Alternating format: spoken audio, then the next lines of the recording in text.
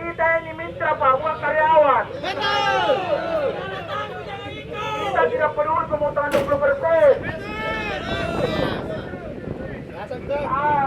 Pemerintah akan dengar, kita hanya Indonesia cuma di Jakarta.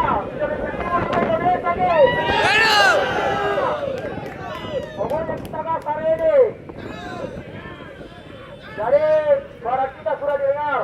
Mungkin kita masuk perwakilan 15. Seperti tadi perwakilan. Saya lanjut ke Mobil. Ya. Jadi buat teman-teman perwakilan dari Maxim, Gojek, Grab dan Shopee, persiapkan perwakilannya.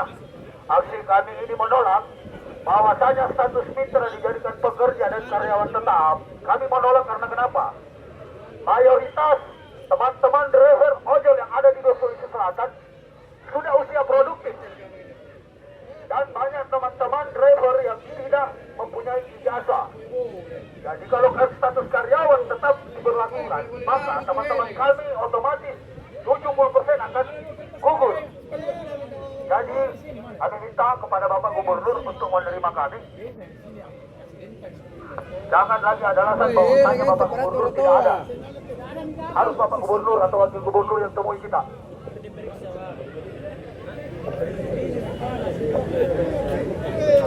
Ketuaku. Tapi sebentar kali saudara kota dulu. Aku kasih anu. Buram tadi. Wajib anu. Buram kia be. Oh begitu nih. Saya kira dibakar kau. Enggak sih, dikasih panas-panas sedikit. Oke, terami. Kasih. Menolak kesepakatan DPR yang akan menyerahkan 10% komisi untuk aplikasi. Yang kedua, kita menolak kebijakan pemerintah yang akan menerapkan ojol menjadi karyawan tetap. Jadi kedatangan agar kiranya Gubernur Provinsi Selatan menerima terkait aspirasi yang kita bawa pada kesempatan siang hari ini.